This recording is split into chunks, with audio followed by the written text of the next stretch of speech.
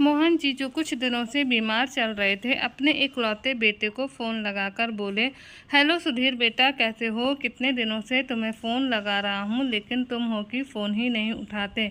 पिताजी, आपसे कितनी बार कहा है कि आपके फ़ोन का जवाब देने के अतिरिक्त मेरे पास और भी काम है।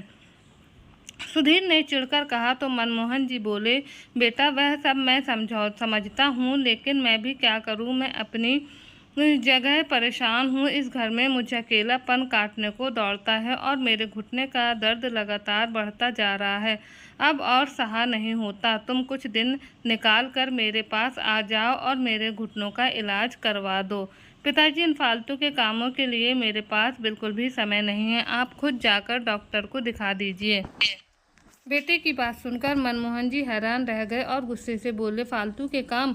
अपने पिता को डॉक्टर के पास ले जाना, बीमार पिता का इलाज करवाना, आज तुम्हें फालतू के काम लग रहे हैं। सुधीर, तुम शायद भूल रहे हो, जब तुम छोटे थे तब तुम्हें एक छींक भी आती थी तो मैं गांव के सारे वैद्य इकट्ठे कर लेता था। तुम्हारी माँ नहीं थी तो मैं माँ और बाप दोनों का फर्ज निभाते हुए तुम्हें भली भांति पाल पोस कर बड़ा किया है। मैंने तुम्हें अपने पैरों पर खड़ा करने के लिए सारी जमा पूंजी दांव पर लगा दी। वह पैसे भी कम पड़ गए तो मैंने अपना वो मकान भी बेच दिया जिसे मैंने अपने लहू की एक एक बूंद से सींचा था, और खुद किराए के मकान में रहा। आधी से ज़्यादा मेरी पेंशन केवल घर के किराए में ही चली जाती है, परंतु आज तक मैं तुमसे शिकायत नहीं की थी। बोलते बोलते मनमोहन जी हाँफने लगे। अपने पिता के मुंह से ये सब बातें सुनकर दौलत की चकाचौंध में डूबा हुआ सुधीर अचानक ज्वालामुखी के लावे की तरह फूट पड़ा। अगर अपने बेटे के लिए मकान बेचा भी था तो कौन सा बड़ा एहसान कर दिया था।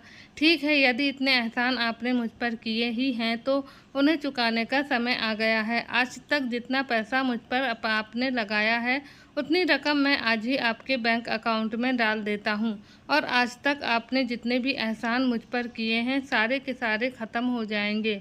मेरा और आपका हिसाब क्लियर। ऐसा कहते हुए सुधीर ने फ़ोन पटक दिया। अपने इकलौते बेटे के मुंह से ऐसी बेशर्मी भरी और जहर सी भी कड़वी बातें सुनकर मनमोहन जी का सिर चकराने लगा। चेहरा गुस्से से लाल हो चुका था। उनका शरीर क्रोध से कांपने लगा। आंखों से आंसू अभी निकलने ही वाले थे कि उनकी नज़र अपनी स्वर्गवासी पत्नी की तस्वीर की ओर गई। उसी समय उन्हें अपनी पत्नी द्वारा उसके अंतिम पलों में बोला गया एक वाक्य याद आया। सुनिए, आप मुझसे वादा कीजिए कि आप अपनी आंखों में कभी भी आंसू नहीं आने देंगे। ये वाक्य याद आते ही मनमोहन जी तुरंत अपने चेहरे पर फीकी सी हंसी लाते हुए बोले, नहीं मोहिनी, मैं रो नहीं रहा हूँ। तुम जहाँ भी हो खुश रहना। मैं यहाँ बहुत खुश हूँ और बड़े अच्छे से रह रहा हूँ। मनमोहन जी रायपुर के एक प्रतिष्ठित और अनुभवी शिक्षक रह चुके थे। जीवन में उतार चढ़ाव को झेलते हुए और कठिनाइयों से जूझते हुए उन्होंने कड़ी मेहनत करके ईमानदारी से अपना जीवन व्यतीत किया था। एक शिक्षक होते हुए भी उनका ध्यान हमेशा इस बात पर रहता कि वह अपने शिष्यों को समाज के जिम्मेदार नागरिक बना सकें। लेकिन कहते हैं ना कि दिया खुद ही प्रकाश से वंचित रह जाता है। यही कहावत मनमोहन जी पर भी लागू होती थी। वह बिल्कुल नहीं जानते थे कि उनके जीवन में आगे क्या होने वाला है। मनमोहन जी का इकलौता बेटा सुधीर था। उनकी धर्मपत्नी मोहिनी का निधन प्रसव पीड़ा के दौरान ही हो गया था। बेटे सुधीर के जन्म के साथ ही उनकी पत्नी स्वर्गवासी हो गई थी। गांव समाज के लोगों ने उनके बेटे सुधीर को अपशकुनी बताया, जो कि जन्म लेने के साथ ही अपनी मां को खा गया था। पत्नी के जाने का दुख तो मनमोहन जी को भी बहुत हुआ था, लेकिन उन्होंने सारी बातों को नकारते हुए अपने बेटे का बड़े दिल से स्वागत किया था। गांव में ही रहते हुए उन्होंने शिक्षा दीक्षा के साथ साथ अपने पुत्र सुधीर का मां की ममता, आत्मीयता और पिता के कर्तव्य परायणता के साथ पालन पोषण किया। घर का छोटे से छोटा और बड़े से बड़ा काम भी वह अपने बेटे के प्रति प्रेम के वशीभूत होकर बड़े ही आराम से कर दिया करते थे। अपने हाथों का बना खाने का एक एक निवाला बड़े ही प्रेम के साथ अपने बेटे को खिलाया करते थे। पौष्टिक खाना खिलाने से लेकर रात की लोरियां सुनने तक सारे काम वे स्वयं किया करते थे। रिश्तेदारों ने दूसरी शादी करने के लिए लाख मनाने की कोशिश की, लेकिन मनमोहन जी ने उनकी एक न सुनी, क्योंकि वह भली भांति जानते थे कि दूसरी पत्नी उन्हें तो अपने पति के रूप में स्वीकार कर लेगी, लेकिन उनके बेटे को अपना बेटा समझकर कभी प्यार नहीं करेगी। अपने बेटे के बारे में सोचते हुए उन्होंने जीवन भर का अकेलापन भी स्वीकार कर लिया, परंतु सुधीर को उसकी माँ की कमी कभी महसूस नहीं होने दी। मनमोहन जी के प्रयत्नों से सुधीर अपनी पढ़ाई में ऊंचे मकाम हासिल करने लगा और अपने कस्बे का सबसे अव्वल दर्जे का छात्र बन गया। 12वीं की बोर्ड की परीक्षा सुधीर ने 98% अंकों के साथ उत्तीर्ण की। मनमोहन जी तो जैसे अपने जीवन के उसे खुशी के पल को समेटे ना समेट पा रहे थे। खुशी के कारण उनकी आंखों में एक चमक आ गई थी। अब बारी थी जिंदगी के दूसरे पड़ाव की, जिसके लिए मनमोहन जी ने अपना सब कुछ समर्पित कर दिया और सुधीर का एडमिशन दिल्ली के एक बहुत बड़े शिक्षण संस्थान में करवाया। ढलती उम्र की निराशा और जीवन में गहरी सन्नाटे के बावजूद उनके मन में ये उम्मीद थी कि उनका बेटा सुधीर अपने समाज के लिए एक आदर्श उदाहरण प्रस्तुत करेगा। इंजीनियरिंग की पढ़ाई करने के साथ साथ ही सुधीर की भेंट एक लड़की सुधा से हुई, जो कि उसी के साथ सॉफ्टवेयर इंजीनियर की पढ़ाई कर रही थी। धीरे धीरे उनकी बातचीत दोस्ती में बदल गई और वह दोस्ती प्यार में कब बदल गई उन दोनों को पता ही न चला। इसके बाद सुधीर ने फैसला किया कि नौकरी लगते ही अपने पिता को सुधा के बारे में बता देगा। बहुत ही जल्दी देश की एक बहुत बड़ी सॉफ्टवेयर निर्माता कंपनी में उसे बढ़िया सैलरी पर एक बहुत अच्छी नौकरी मिल गई। इस खुशी के साथ जब वह अपने पिता के पास लौटा तो उसके पिता हर बार की तरह उसके लिए पलके बिछाए बैठे थे। अब तक उसके दिल में दुनिया की चकाचौंध ने दस्तक दे दी थी। अब पैसा उसके लिए एक बहुत बड़ी चीज़ बन गया था, जिसके सामने पिता का प्यार, समर्पण और त्याग छोटा पड़ने लगा था। लेकिन अभी कुछ बची खुची संवेदनाएं थीं जिन्हें अपने पिता के साथ वह बांटना चाहता था। और लगे हाथ ही उसने सोचा कि पिताजी को सुधा के बारे में भी बताने का उचित समय है। जैसे ही उसने अपने पिता को इस बारे में बताया, उनके जीवन में तो मानो आनंद की हिलोरें पैदा हो गईं। वे अंदर ही अंदर बहुत खुश हुए। 2 दिन बाद ही सुधीर ने अपने पिता को सुधा से मिलवाया। सुधा से मिलने के पश्चात मनमोहन जी उसके आचार विचार से बहुत प्रभावित हुए। उसका व्यवहार, बातचीत का ढंग और सलीका उन्हें बहुत पसंद आया। उन्होंने शादी के लिए तुरंत हाँ कर दी।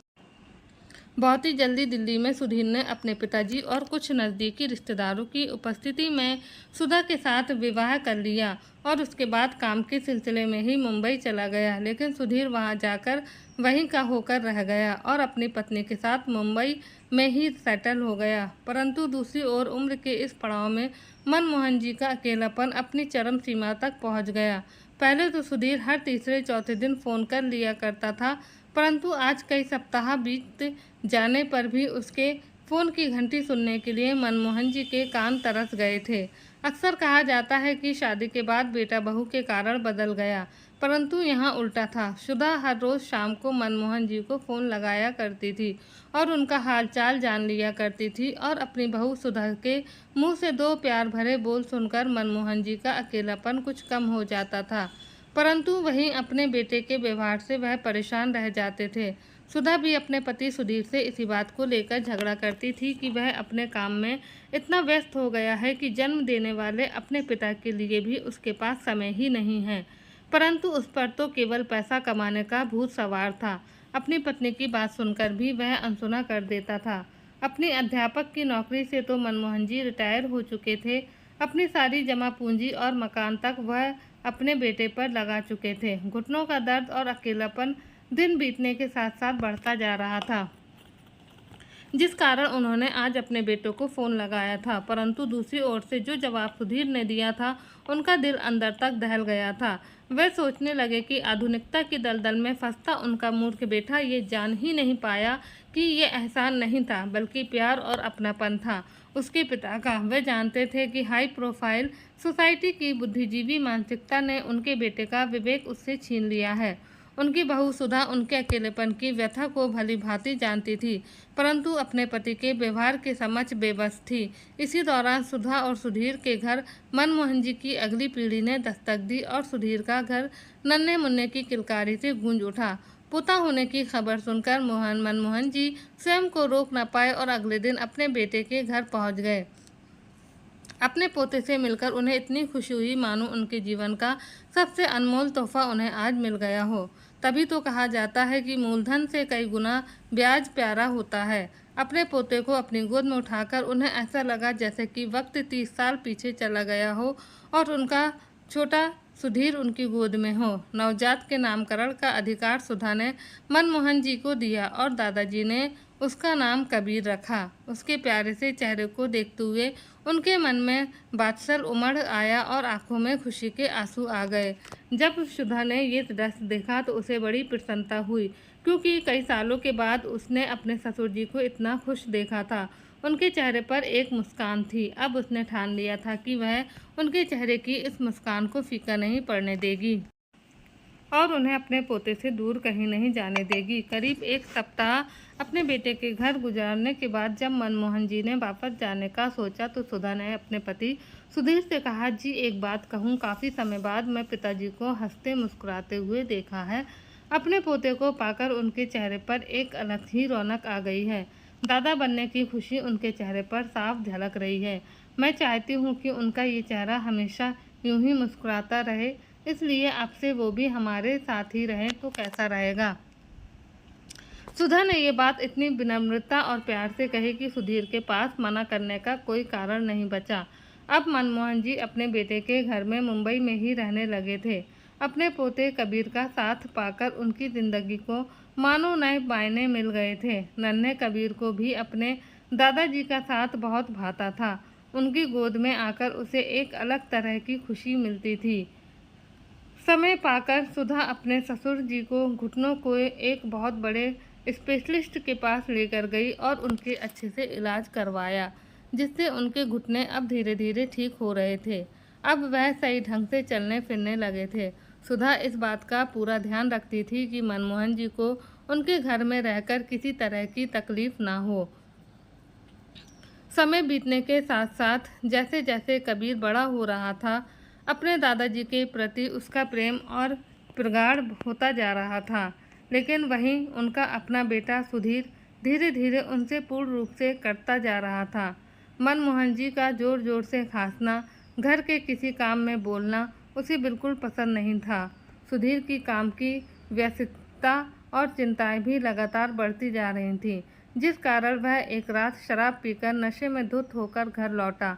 मनमोहन जी को ये सब देखकर बहुत दुख हुआ और गुस्सा भी आया, लेकिन उसे समय होने उन्होंने कुछ नहीं कहा। परंतु धीरे धीरे समय बीतने के साथ अब शराब पीकर लौटना सुधीर का हर रोज का काम बन गया था। अक्सर शराब के नशे में वह सुधा को भी गालियां देने लगा था। अब मनमोहन जी ने चुप बैठना उचित नहीं समझा और एक दिन उसे अपने पास बैठाकर समझाने लगे, देखो बेटा सुधीर, ये शराब कोई अच्छी चीज़ नहीं है। इसने ना जाने कितने घरों को उजाड़ कर रख दिया है। मैं कई दिनों से देख रहा हूँ तुम रोज़ शराब पीकर घर आते हो। कल तो तुमने हद कर दी जब तुमने बहू को भी गालियाँ दी। तुम्हें शायद नहीं मालूम कि तुम्हारा जीवन किस दिशा में जा रहा है।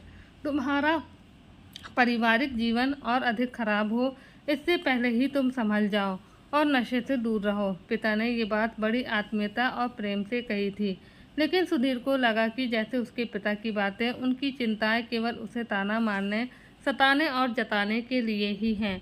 ना जाने क्यों वह अपने पिता के प्यार को पूरी तरह से भूल चुका था। अपने पिता द्वारा समझाए जाने पर सुधीर एकाएक भड़क उठा और बोला, पिताजी आप मेरी ज़िंदगी में कोई दखल ना दें तो ही अच्छा है। मुझे मालूम है कि मुझे कैसे जीना है, कैसे रहना है और क्या खाना पीना है। मुझे ऐसे इंसान की शिक्षा की कोई आवश्यकता नहीं है जिसने अपने जीवन भर कोई तरक्की नहीं की। मेरी ज़िंदगी मैं अपने हिसाब से जीऊँगा, आपके रूढ़िवादी ख्यालात के हिसाब से नहीं। इसलिए अपनी नसीहत अपने पास रखिए।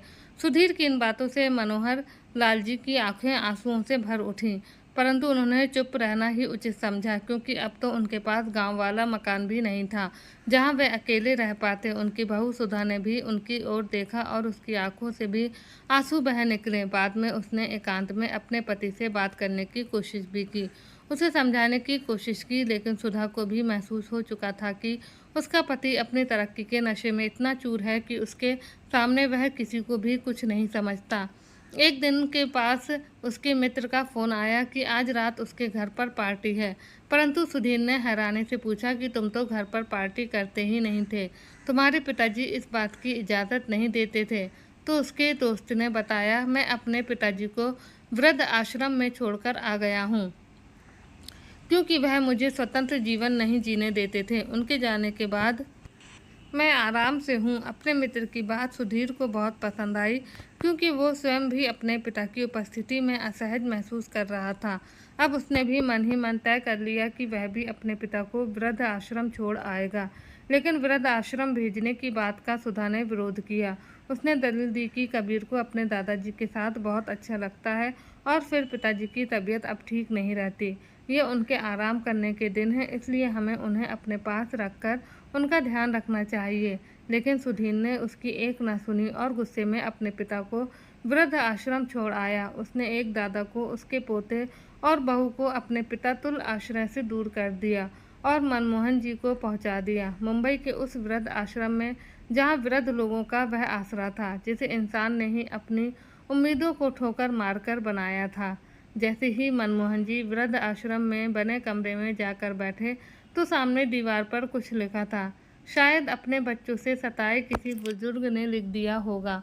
उन्होंने गौर से देखा तो लिखा हुआ था, क्यों बोझ हो जाते हैं वे झुके हुए कंधे, जिन पर बैठकर कभी तुम दुनिया देखा करते थे।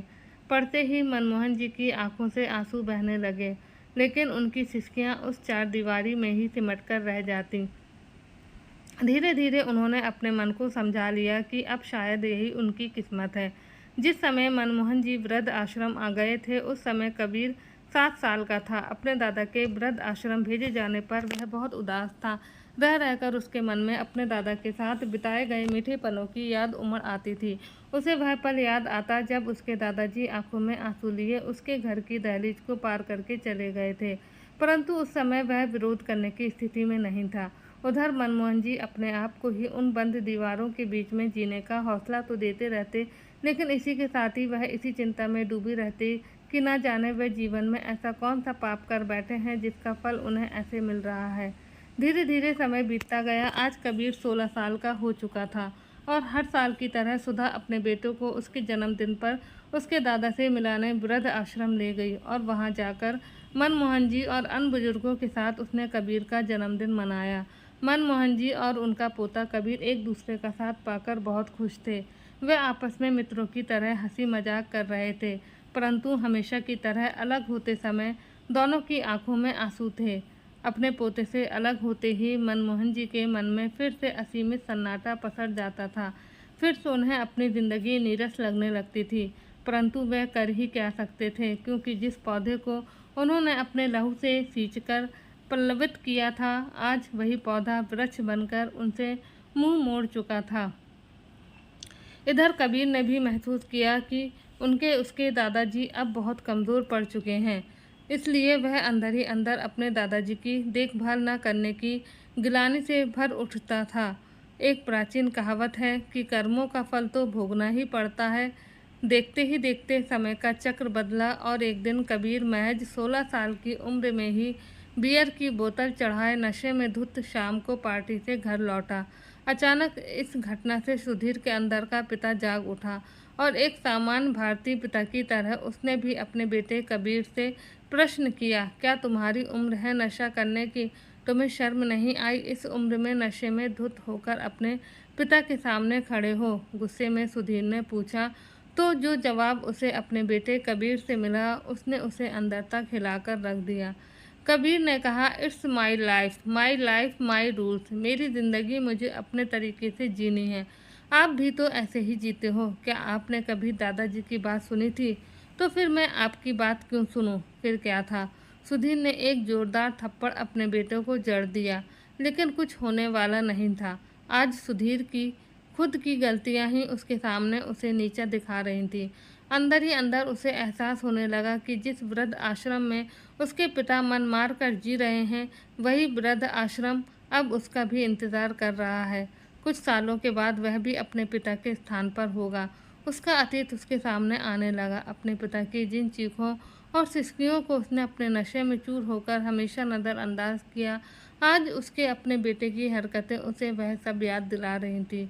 सुधीर तिलमिला उठा था। उधर सुधा ने जब अपने पति को गुस्से में तिलमिलाए देखा तो आकर बोली, यदि आपने बबूल का बीज लगाया है तो आप आम की कल्पना नहीं कर सकते। जैसा कर्म आपने किया था वैसा फल आपको ही मिलना था। पत्नी और बेटे की बातें सुनकर सुधीर के सामने उसके अतीत के पन्ने खुलने लगे, जो उसे एहसास करा रहे थे कि उसने पैसा तो बहुत कमाया, नहीं कमा सका तो केवल अपने पिता का प्यार।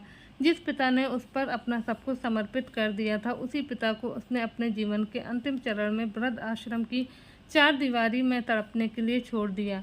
आज ना तो वह अपनी पत्नी का रहा, ना बेटे का और ना ही पिता का। रात बीत गई थी, सब लोग सो चुके थे, परंतु सुधीर की आंखों से नींद कोसों दूर थी। आज तक उसने जो किया था और उसके आज साथ जो हुआ था, उसके बारे में सोच सोचकर उसकी आंखों से आंसू बहते जा रहे थे। अगले दिन सुबह जब सुधा सोकर उठी तो वह देखकर हैरान थी कि सुधीर नहा धोकर तैयार खड़ा था। उसने सुधा और अपने बेटे कबीर को भी तैयार होकर उसके साथ चलने के लिए कहा, लेकिन उन्हें ये नहीं बताया कि वह लोग कहाँ जा रहे हैं। आधे घंटे का सफ़र तय करने के बाद सुधीर ने गाड़ी रोकी तो सुधा और कबीर देखकर हैरान थे कि उनकी गाड़ी उसी वृद्ध आश्रम के सामने खड़ी थी जिसमें मनमोहन जी रह रहे थे। सुधा और कबीर अभी गाड़ी से बाहर निकले ही थे कि सुधीर तेज कदमों से वृद्ध आश्रम में चला गया। सामने देखा कि एक वृद्धजन लाठी का सहारा लेकर लड़खड़ाते कदमों के साथ आंगन में टहल रहे थे। उन्हें देखकर उसे ऐसा लगा मानो उसे बुजुर्ग व्यक्ति का खून कब से सूख चुका हो। चेहरे पर झुर्रियों का एक जाल था, सिकुड़ी हुई हड्डियां मांस से बाहर निकल रही थीं। अपने पिता के बारे में पूछने के लिए सुधीर उनकी ओर गया। पास जाकर बोला, सुनिए, क्या आप जानते हैं मनमोहन जी कहाँ मिलेंगे? लेकिन जैसे ही उसे बुजुर्ग ने पीछे मुड़कर उसकी ओर देखा तो सुधीर का शरीर कांप उठा। वह सन्न रह गया, क्योंकि वह बुजुर्ग कोई और नहीं बल्कि उसके पिता मनमोहन जी ही थे। पिता को इस हालत में देखते ही उसका मन आत्मग्लानि से भर उठा। आंखों में पश्चाताप के आंसू लिए तुरंत उनके पैरों में गिर गया और बोला, पिताजी, मुझे माफ़ कर दीजिए। मुझसे गलती नहीं, गुनाह हो गया है, एक बहुत बड़ा गुनाह, जिसकी जितनी भी सज़ा मुझे दी जाए उतनी कम है। मैं जानता हूँ कि मेरा ये गुनाह माफ़ी के काबिल नहीं है, परंतु फिर भी मुझे प्रायश्चित का एक मौका, केवल एक मौका दे दीजिए। मेरे कारण आपने उम्र भर जितना दुख सहा है उसकी कोई सीमा नहीं है, लेकिन मैं वादा करता हूँ आज के बाद मैं कभी आपका दिल नहीं दुखाऊंगा। मुझे अपनी सेवा का एक मौका दे दीजिए। मैं बाकी की ज़िंदगी आपके आशीर्वाद की ठंडी छाया में गुजारना चाहता हूँ। कहते कहते वह फूट फूट कर रोने लगा। मनमोहन जी ने कांपते हाथों से उसे उठाया और भाव विभोर होकर उसे अपने गले से लगा लिया। दोनों ओर आंसुओं की धारा अनवरत रूप से बहती जा रही थी।